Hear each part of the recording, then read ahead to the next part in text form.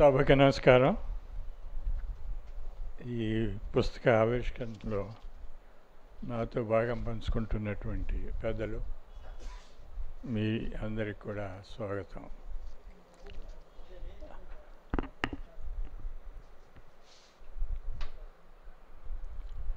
పుస్తకం పేరు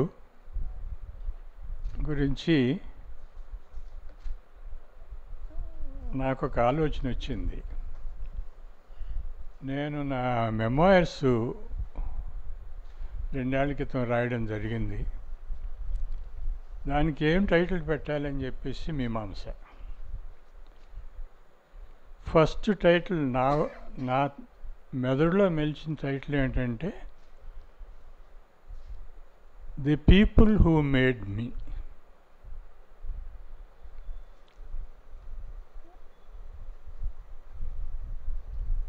అంటే చాలామంది ఫ్యామిలీలో, మాకు ఫ్యామిలీ సంపాదకీయంలాగా ఎడిటోరియల్ బోర్డు, ఫ్యామిలీ మెంబర్స్ అందరూ పుస్తకంలో ఏమి రాశాను, ఏమి రాసి ఉండకూడదు, ఏమి రాయలేదు, ఏమి రాసి ఉండాల్సింది, టైటిల్ మీద ఏమి ఉండాలి.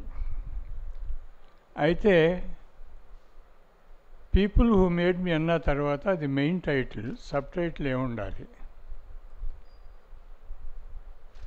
The story of a Dalit chief secretary అని. అంటే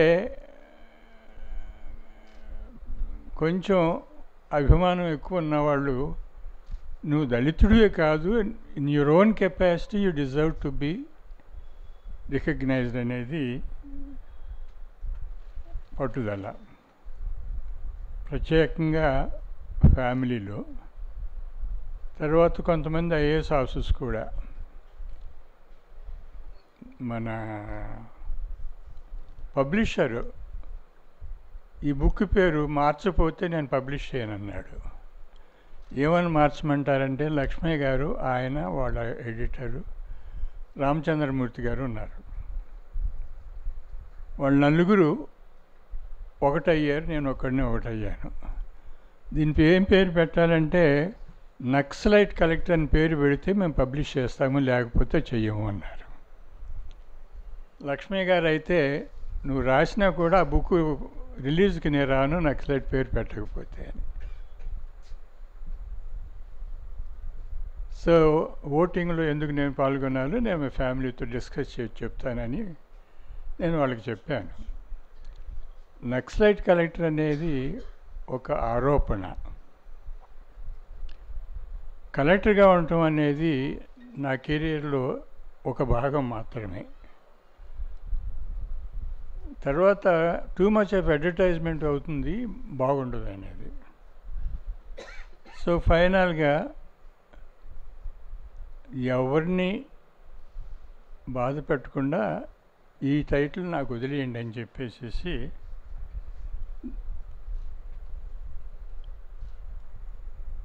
బ్రేకింగ్ ద బ్యారియర్స్, సంఖ్యలు తెంచుకుంటూ అనేది మెయిన్ హెడ్డింగ్ పెట్టి ఒక దళిత చీఫ్ సెక్రటరీ ఆత్మకథ. ఫస్ట్ సెంటెన్స్ దానిలో ఏముంటుందంటే, this is the story of persons, events and authorities who made me what I am and who I am. ప్రభుత్వంలో పనిచేస్తున్నప్పుడు చాలామందితో ఇంటరాక్ట్ అవ్వాలి. తోటి అధికారులు, బాసెస్, పాలిటీషియన్స్, మినిస్టర్స్, వాళ్ళందరి వల్ల కొంత నేర్చుకున్నాను. తల్లిదండ్రులతో స్టార్ట్ అయ్యి, ఫ్రెండ్స్తో స్టార్ట్ అయ్యి, అనుభవం నా వల్ల ఇది ఎలా నేను I became a better person అనేది వచ్చింది. అయితే ఈ స్ఫూర్తి ప్రదాతలు అనేది దానిలో చాలా వరకు రిఫ్లెక్ట్ అయ్యింది. దానిలో నన్ను ఎంకరేజ్ చేసిన వాళ్ళు ఎవరు, నన్ను తెగిడిన వాళ్ళు ఎవరు, ఏ కాంటెక్స్ట్లో వాళ్ళు పొగిడారు, ఏ కాంటెక్స్ట్లో నన్ను లైక్ చేశారు, ఏ కాంటెక్స్ట్లో కొంతమంది నన్ను లైక్ చేయలేదు అని నా జడ్జిమెంట్ మీదేను. వాళ్ళు నన్ను క్రిటిసైజ్ చేసిన వాళ్ళు కరెక్టా, నేను కరెక్టా? మరి నేను పొగిడిన వాళ్ళు నిజంగా నాకు సర్వీస్ చేయలేదా అనేది.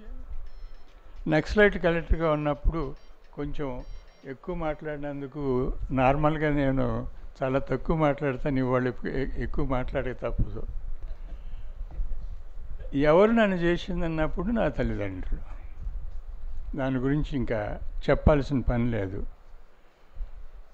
రెండోది, చదవటానికి మా అమ్మ నాన్న దగ్గర కూలి చేసి బతికేవాళ్ళు కాబట్టి ఒక రామ్జీ హాస్టల్ అని చిన్న ప్రైవేట్ హాస్టల్లో చేరాను. ఆ హాస్టల్లో 4 ఏళ్ళు. ఆ హాస్టల్లో చేరకపోతే నా గ్రాడ్యుయేషన్ అయ్యేది కాదు. నేను గ్రాడ్యుయేషన్ కాకపోతే ఐఏఎస్ ఎగ్జామినేషన్ రాసేవాడిని కాదు. అంత పేదరికం ఉన్నది. కాబట్టి నా తల్లిదండ్రుల తర్వాత ఆయనే అని అలా చెప్పుకుంటూ వచ్చాను. నక్సలైట్ కలెక్టర్గా ఉన్నప్పుడు పీకేస్తామని చెప్పేసి చెప్తున్నప్పుడు పివి నరసింహరావు అడ్డుపడ్డారు, చీఫ్ మినిస్టర్గా ఉండి. ఇంకే చీఫ్ మినిస్టర్ ఉన్నా కూడా నన్ను వరంగల్లో 2 years దాటి 2 years 4 months ఎంతో ఉన్నాను. ఇంకే చీఫ్ మినిస్టర్ సరే 6 నెలల్లో పీకేసేవాళ్ళు. మా అమ్మాయిని 6 నెలల్లో మార్చేశారు అట్లానే కలెక్టర్గా నిజామాబాద్లో ఉంటే. నేను అంతకన్నా ఉగ్ర రూపంలో ఉన్నాను కాబట్టి 6 నెలలు లేకపోతే 4 నెలలు కలెక్టరు. సో ఆయన ఎందుకు నన్ను చేశాడు? నా కులంవాడు కాదు, నాకు తెలిసినవాడు కాదు, నాకు తెలిసిన ఫ్రెండ్స్కి కామన్ ఫ్రెండ్ కాదు. సో అది స్ఫూర్తి ప్రదాతలు అన్నప్పుడు అలా ఒక పెద్ద లిస్ట్ వచ్చింది. Then I can't repeat all that, it will take a long time. So Ramulu garu చేసిన దానిలో నాకు నచ్చింది ఏంటంటే, తను చేసింది ఏమన్నా ఉంటే చాలామంది నాకు సహాయపడ్డారు అనేది ఒక క్వాలిటీ ఆఫ్ హ్యూమిలిటీ అన్నమాట. అదంతా నా గొప్పతనమే కాదు, ఎంతోమంది నన్ను ప్రోత్సహించారు, ఎంతోమంది నాకు సహాయం చేశారు అనేది. అది టైటిల్ నాకు బాగా నచ్చిన టైటిల్. ఎందుకంటే నా దానికి అదే టైటిల్, అలాంటి టైటిలే పెట్టాను. ఈ దీనిలో మెయిన్గా ఆయన చేసింది ఎవరు అన్నప్పుడు సుందరయ్య గారు అనేది అందరూ ఒప్పుకోవాల్సిందే. ఆయన్ని ఎన్నో రీతులు ఎంకరేజ్ చేశారు. మరి సుందరయ్య గారికి రాములు గారి ఎక్నాలెడ్జ్మెంట్ అక్కర్రాదు. ఆయన by himself is a tall man. ఆయన తెలియని వారు లేరు ఈ రాష్ట్రాల్లో. ఎంతో సాక్రిఫైస్ చేసి అతను సేవ చేశాడు. నాకు తెలియని విషయం రెండోది ఇక్కడ ఉన్నది, మన జస్టిస్ గారు చంద్రకుమార్ గారు, వారి రోల్ నాకు తెలియదు ఈ పుస్తకం చదివే వరకు. వారి ఆనెస్టీని గురించి, ఆయన సోషల్ కమిట్మెంట్ గురించి నాకు తెలుసు. ఎలక్షన్స్లో 2019 ఎలక్షన్స్లో బయటపడి తన ఉద్దేశాన్ని ఊరందరికీ చెప్పిన వాళ్ళు, అలాంటి వాళ్ళు ఇంకొక వ్యక్తిని నేను చూడలేదు. ఉద్యోగంలో ఉంటే ఏంటంటే మాకు నోరు మూసుకోవాలనిపిస్తుంది ఎప్పుడు. ప్రత్యేకంగా జడ్జెస్కి, హైకోర్టు జడ్జెస్ అయిన తర్వాత రోడ్డు మీద పడి, రోడ్డు మీద అంటే జనంతో కలవడమే రోడ్డు మీద పడ్డాం. ఆయన రాష్ట్రం మొత్తం మీద తిరిగి తన యొక్క అసంతృప్తిని, తను ఎందుకు బయటికి రావాల్సి వచ్చిందని చెప్పేసి చాలా విపులంగా, చాలా విస్తారంగా చేశారు రాష్ట్రం మొత్తం అంతా తిరుగుతూ.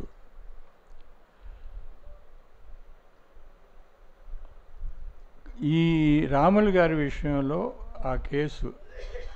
ఆ కేసుల్లో పిటిషనర్స్ ఇండైరెక్ట్గా నేను, డైరెక్ట్గా రాములు గారు. నోటీస్ ఇచ్చాను కాబట్టి ఆయనకి నీవు వెకేట్ చేయమని చెప్పి హైగ్రీవ్ గారికి నోటీస్ ఇవ్వటంతో ఆయన చాలా మండిపడ్డాడు. వాళ్ళందరినీ కలిసి పోయి ఈయన మార్చాలి, ఇతను నక్సలైటు ఆ కథ అంతా అయిపోయింది. శంకరన్ గారి నుంచి కూడా ఆయన రాశారు. ఆయన కూడా మహానుభావుల్లో కిందే వస్తాడు. నేను వారితో కలిసి పనిచేశాను. పర్సనల్గా చాలా చనువు ఉంది.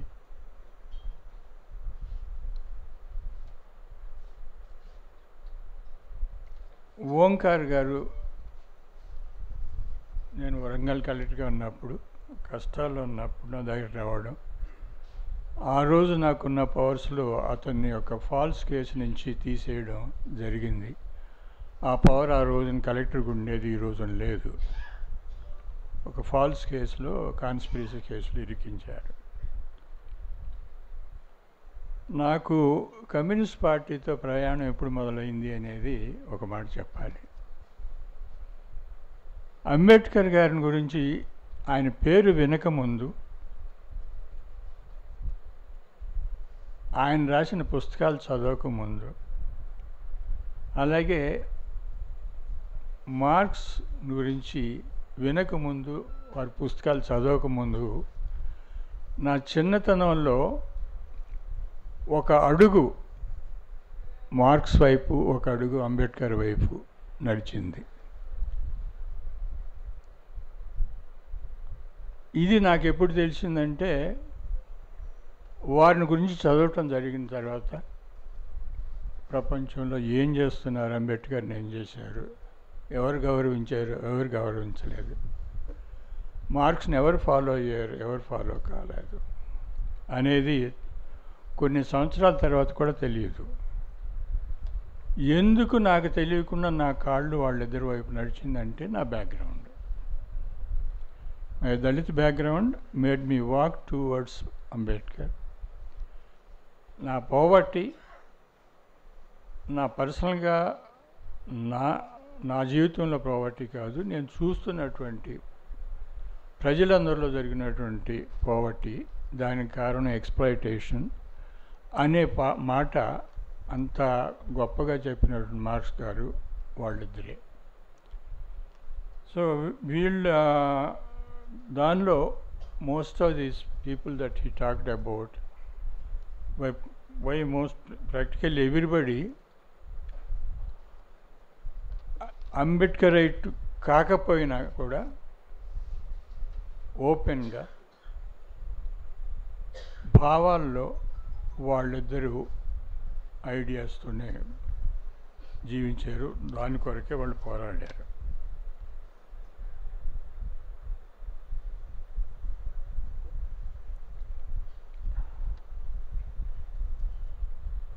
ఒక ఇంట్రెస్టింగ్ పాయింట్ నాకు బుక్లో చూసింది ఏంటంటే, ఓంకార్ గారిని 1979లో మహబూబాద్ ల్యాండ్ లార్డ్స్ స్టాప్ చేస్తే, అక్కడ ఫెసిలిటీస్ చాలు హాస్పిటల్ అని చెప్పేసి వరంగల్ తీసుకోవాలంటే ఏదో సూపర్ ఫాస్ట్ ఎక్స్ప్రెస్ వెళుతుంటే దాన్ని వీళ్ళు పట్టాలకు అడ్డుపడి ఆపేసి ఓంకార్ గారిని వరంగల్ తీసుకొచ్చి బతికించారు అనేది.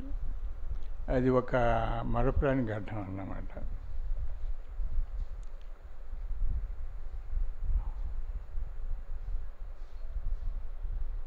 ఐలయ్య గురించి గారు రాశారు. వారిని గురించి నా పుస్తకంలో నేను రాశాను, ఆయన పుస్తకంలో నన్ను గురించి ఆయన రాశారు. సో మాకు ఉన్నటువంటి ఆ రిలేషన్షిప్ కొంత ఈయన కూడా పంచుకున్నారు. ఈ ఉద్యోగం ఉన్నప్పుడు ఏం చేశాను అనేది నేను మాట్లాడను. ఆఫ్టర్ రిటైర్మెంట్ సుందర విజ్ఞాన కేంద్రంలో ఎన్నిసార్లు వచ్చానో నాకు లెక్కలేదు ఇప్పుడు. బట్ మేజర్ ఈవెంట్ ఎక్కడొచ్చిందంటే ఒక 100 ఆర్గనైజేషన్స్ మీటింగ్ పెట్టారు రాఘవల్ గారు, అప్పుడు జనరల్ సెక్రటరీగా ఉండేవారు. ఇక్కడ సప్లాన్ గురించి డిస్కషన్ కొరకు ఒక 100 అసోసియేషన్స్ పిలిచి ఒక సబ్ కమిటీ పెడదాము, ఆ సబ్ కమిటీ వాళ్ళు డ్రాఫ్ట్ చేసి ఇస్తారు మనకి ప్లాన్ ఆఫ్ యాక్షన్ అని.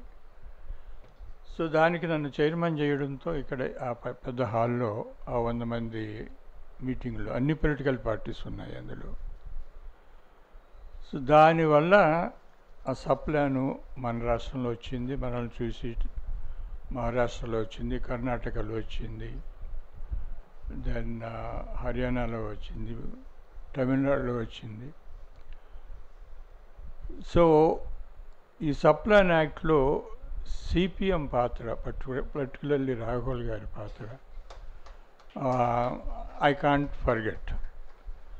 అది అయిన తర్వాత ఏం చేయాలన్నప్పుడు ఒక మీటింగ్ పిలిచారు కార్యకర్తలు, రాష్ట్ర కార్యకర్తలందరిది. సో నేను చెప్పింది ఏంటంటే అంబేద్కర్కి మార్క్స్కి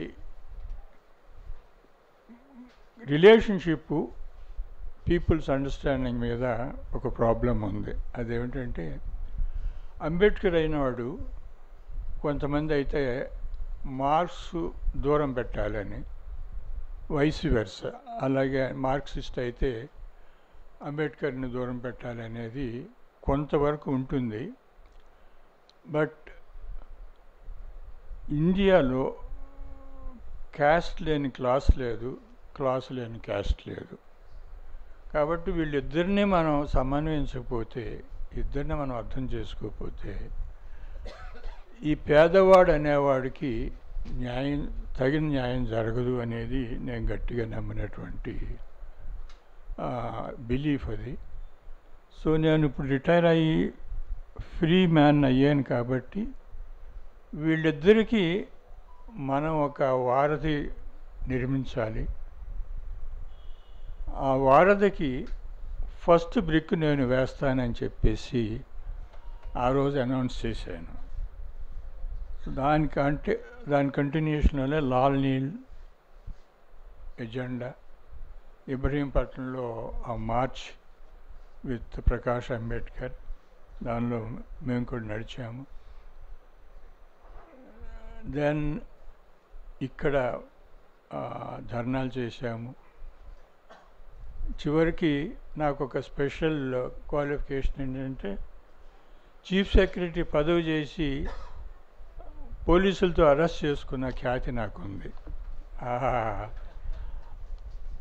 అది చేస్తున్నప్పుడు పోలీసులు తీసుకెళ్ళి నన్ను పోలీస్ స్టేషన్లో పెట్టి సాయంకాలం వదిలిపెట్టారు. సో అది సప్లాన్ కాంటెక్స్లోనే వచ్చింది.